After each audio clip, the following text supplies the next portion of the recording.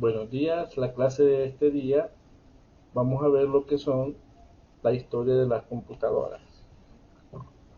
Cuando hablamos de historia de las computadoras, vamos a hablar de cómo se fue dando la computadora en cada una de sus partes, cómo inició y cómo finalizó hasta lo que ahora podemos tener o podemos hacer uso de lo que es una computadora.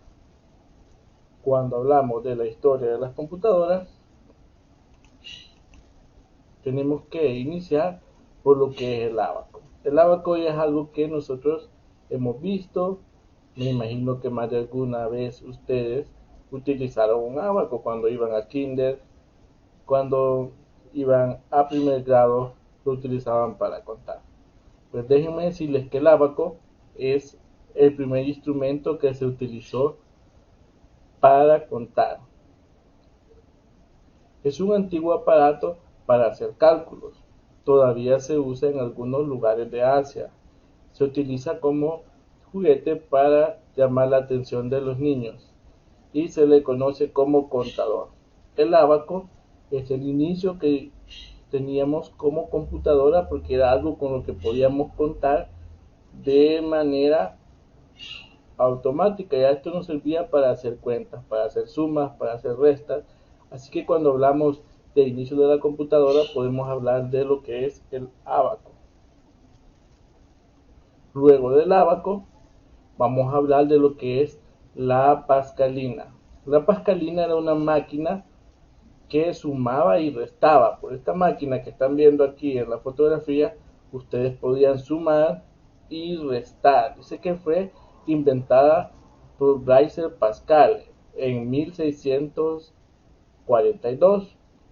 El nombre Pascalina viene por el nombre de la persona que la inventó, Pascal. Pascal la inventó, le pusieron Pascalina.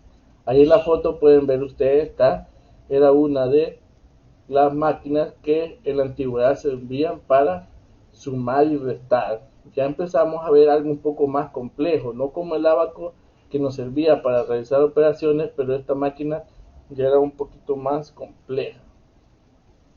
Luego de esto vamos a hablar de lo que es la rueda escalada.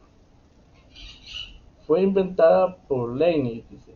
Podía sumar, restar, multiplicar y dividir, además de sacar raíces cuadradas. Si se dan cuenta, cada máquina que estamos viendo va aumentándole lo que es las tareas que pueden realizar. Ya esta máquina, aparte de lo que era sumar, restar, también podría multiplicar y dividir. Y a la vez podía sacar lo que era la raíz cuadrada. Esta máquina recibía el nombre de rueda escalada. Ya con esta máquina ya vemos que podemos realizar 4 operaciones básicas, ya no solo lo que es la suma y la resta. Todas estas máquinas que estamos viendo es parte de la historia de lo que llevó a cabo la computadora como la conocemos nosotros. En el siglo XX aparecen las máquinas de calcular. Babbage propuso dos artefactos mecánicos, lo que es la máquina diferencial, que es la que tienen aquí en la fotografía, y la máquina analítica. Estas máquinas de igual manera ya servían para realizar operaciones. Dice que la máquina analítica tenía que tener una memoria y aceptaba la información o datos por medio de tarjetas perforadas. Aquí podemos ver lo que es una tarjeta perforada. Es lo que, si se fijan en la tarjeta perforada, tiene hoyitos y tiene partes en blanco, dependiendo cómo la tarjeta iba girando, él le iba dando las indicaciones. Esto es muy parecido al sistema braille que usan los ciegos, cuando con puntitos, cada puntito significa una letra, cada forma de poner los puntos. Asimismo es lo que es la tarjeta perforada. Aquí empezamos a ver máquinas un poco más complejas.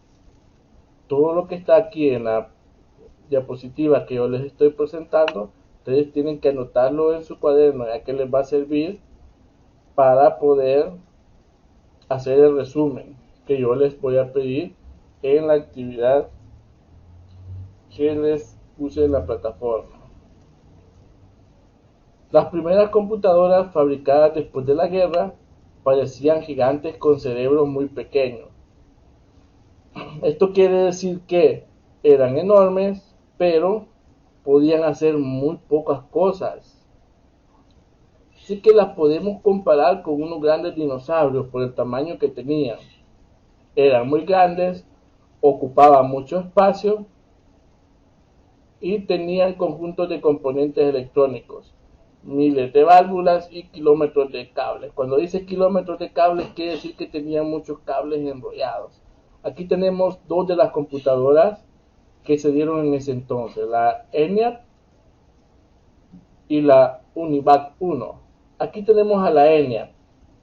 Miren el enorme artefacto que era, todo un cuarto ocupaba, igual que la UNIVAC, ocupaban todo un cuarto, pesaban más de 30 kilos, era algo que no podemos tener en nuestra casa hoy en día. Si se fijan, no podemos tener una computadora de ese tamaño. Además, con esa computadora no vamos a realizar todas las operaciones que hacemos hoy en día.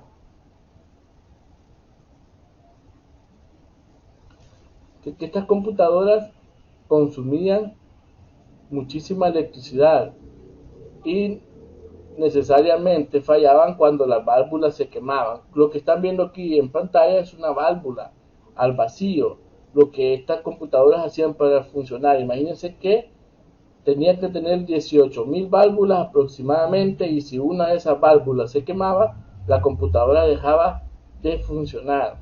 Aquí dice, imagínense cuando trataban de encontrar la que se había quemado, imagínense entre las 18.000 tratando de encontrar la válvula que se había quemado. Era un trabajo muy cansado. Entonces, era algo que no era tan fácil tener en nuestra casa. Estas computadoras no las tenían en las casas las personas, las usaban en los laboratorios, las usaban para el tiempo de la guerra de los militares, pero las personas normales como nosotros no podían tener una, porque primero que todo eran demasiado grandes, pesaban como 30 toneladas, tenían demasiado espacio, teníamos que tener un cuarto solo para ellos. Y aquí llegamos a llegar a lo de las generaciones. Las generaciones de computadoras se fueron dando una por una, y de aquí ustedes van a hacer la línea del tiempo. Veamos, pues, en la primera generación dice que apareció en 1959. Esta generación tenía lo que eran las válvulas al vacío. Aquí dice válvulas. Son las válvulas por las cuales hacían funcionar esta computadora. Vimos anteriormente que ocupaban como 18.000 válvulas. Sin estas válvulas no podían funcionar. Luego de eso aparece la segunda generación en el año 1959. Esta segunda generación ya lo que querían es hacer un poco más pequeñas lo que son las computadoras, y las querían hacer más pequeñas, pero surge algo muy importante, que es el transistor. Imagínense que el transistor, lo que podía hacer el transistor era poner la función de varias válvulas en el transistor, que era mucho más pequeño. Entonces, ¿qué pasó con las computadoras que ya tenían transistores? Ya eran más pequeñas que las computadoras de la primera generación, entonces ya no eran tan difíciles de cargar, pero la idea siempre fue ir modernizando, ir mejorando. De ahí surge la tercera generación en el año 1964. En el año 1964 sale la tercera generación, donde se inventa ya no un transistor, sino que un circuito integrado. El circuito integrado nos permitía tener la función de muchos transistores. Imagínense si el transistor nos permitía tener la función de muchas válvulas, y esto hizo que se hiciera más pequeña la computadora. El circuito integrado nos permitía aún tener la función de varios transistores. ¿Qué quiere decir esto? Que nuestra computadora se hizo más pequeña, aún más pequeña que la anterior. Luego de la tercera generación, que se dio en el año 1964, surge lo que es la cuarta generación. En la cuarta generación se da lo que es la microelectrónica. En 1971, de la cuarta generación, surge lo que es la microelectrónica y surge algo que se llama el circuito integrado. El circuito integrado surge lo que es el circuito integrado de la tercera generación. En la cuarta generación surge lo que es la microelectrónica, que eran circuitos integrados aún mucho más pequeños, lo que nos permitía tener esto con menos tamaño de la tercera generación. Luego de la tercera generación pasa lo que es la quinta generación. En el año 1982 surge el microchip. El microchip es aún más pequeño y nos permite tener una computadora aún más pequeña. Con un microchip podíamos tener muchas funciones en algo más pequeño. El microchip fue un gran invento que hizo que las computadoras fueran aún más pequeñas que en las generaciones anteriores, pero luego de esto la ciencia siguió avanzando y surgió la sexta generación en el año 1960 hasta la actualidad. ¿Qué quiere decir esto?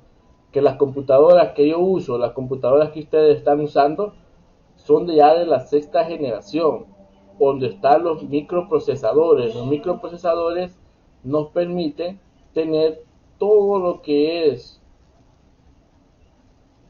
la computadora más reducida. Todo lo que la computadora se reduce hasta que surgió lo que es la mini laptop o la computadora portátil, porque ya eso nos permitió tener todo más los circuitos integrados sumados a los microprocesadores, a los microchips. Todo nos permitió tener todo más en pequeño. Y así fue como surgió lo que son las generaciones de computadoras. Eso es lo que ustedes me van a presentar en su línea de tiempo, las generaciones de las computadoras, y van a hacerme un resumen de la historia de las computadoras, todo lo que acabamos de ver.